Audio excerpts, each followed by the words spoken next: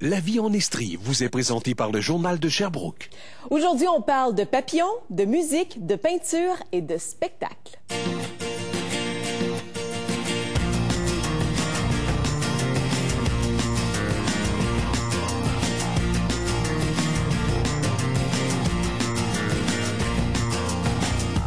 Bonjour et bienvenue à La vie en Estrie. Aujourd'hui, je vous invite à de beaux événements. Il y a plusieurs choses qui débutent, entre autres au Festiquarius. C'est l'événement culturel qui débute aujourd'hui au restaurant L'Antiquarius. Il y a des peintres qui seront en direct sur l'heure du lunch pour peindre en direct. Alors, vous allez pouvoir les découvrir.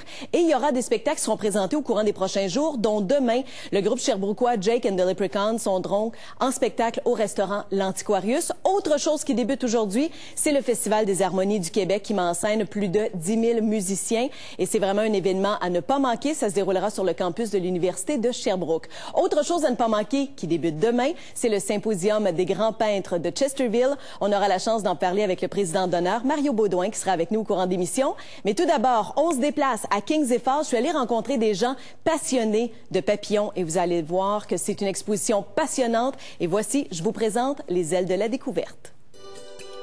Bonjour, je m'appelle Belle Dame. Mes amis papillons et moi t'invitons à embarquer sur les ailes de la découverte au parc Marie-Victorin. Vous êtes prêts? Suivez-moi, on s'envole.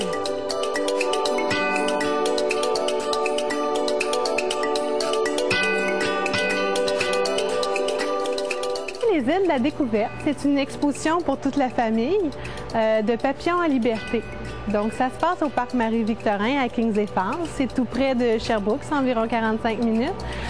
Donc, la famille va pouvoir y découvrir environ une douzaine d'espèces de papillons, tous originaires d'Amérique du Nord. Donc, c'est des papillons qu'on va retrouver souvent au Québec, dans nos jardins.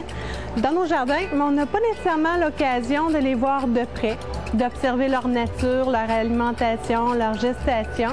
Donc, le parc Marie-Victorin donne vraiment l'opportunité aux gens de le faire. Saviez-vous que les papillons font partie de la famille des lépidoptères et qu'ils seraient arrivés sur la Terre en même temps que les dinosaures? Et moi, je me demande, un papillon, ça peut vivre combien de temps? Ça dépend beaucoup des espèces. Habituellement, les papillons de jour vont avoir une durée de vie qui est beaucoup plus longue que les papillons de nuit. Les papillons de jour, ici, on en a quelques espèces, dont les belles dames, qui peuvent avoir une espérance de vie de 2 à 3 semaines. Par contre, les papillons de nuit, eux, ont une durée de vie beaucoup plus restreinte. Habituellement, lorsque le papillon va avoir émergé de son cocon, le papillon a seulement le temps de s'accoupler, de pondre ses œufs. Donc, ça peut durer à peu près 1 semaine, puis ensuite, le papillon va décéder. On a aussi des papillons qui ont une durée de vie un peu plus longue, assez longtemps pour se rendre jusqu'au Mexique. Par exemple, pour les papillons monarques qui vont migrer ici du Québec jusque dans le sud.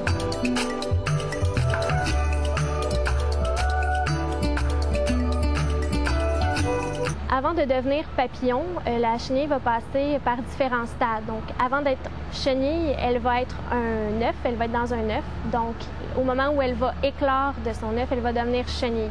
Sa première source de nourriture va être l'œuf en lui-même. Ensuite, elle va dévorer la plante où l'œuf était posé. Ensuite de ça, elle va être chenille, puis lorsqu'elle va avoir atteint sa taille adulte et mature, elle va se transformer soit en chrysalide pour le papillon de jour ou en cocon pour le papillon de nuit. Tout dépendant de l'espèce, la durée peut être plus longue pour rester soit dans la chrysalide ou dans le cocon. Puis le dernier stade va être le papillon en lui-même, le papillon adulte. La différence entre le papillon de jour et le papillon de nuit est observable. Vous allez voir que le papillon de nuit, quand il est au repos, ses ailes sont à l'horizontale. Les antennes, on dirait 2 petits plumeaux qui ont plein de poils sur leur corps, donc ce sont des insectes extrêmement poilus. Tandis que les papillons de jour, quand ils sont au repos, les ailes sont fermées. Leurs antennes sont très longues, très fines et très lisses. Et ils n'ont pratiquement aucun poil sur le corps, donc on peut dire que ce sont des insectes imberbes.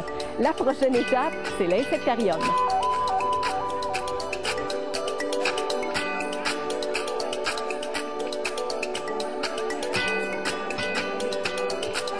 On est ici dans la salle d'exposition où on présente les gagnants de la nature, une exposition itinérante de l'Insectarium de Montréal.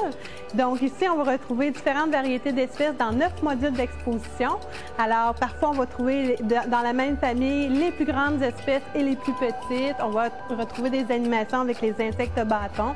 Donc, c'est très, très, très animé. On a également l'entomologiste David Fréchette qui vient faire un tour de temps en temps, qui nous a généreusement prêté sa collection d'insectes, tous capturés aux abords du parc Marie-Victorin. Donc, on invite toute la famille au parc Marie-Victorin de Kings et Falls jusqu'au 26 septembre. Hey, Kathleen, tu nous as tellement fait faire une belle visite guidée.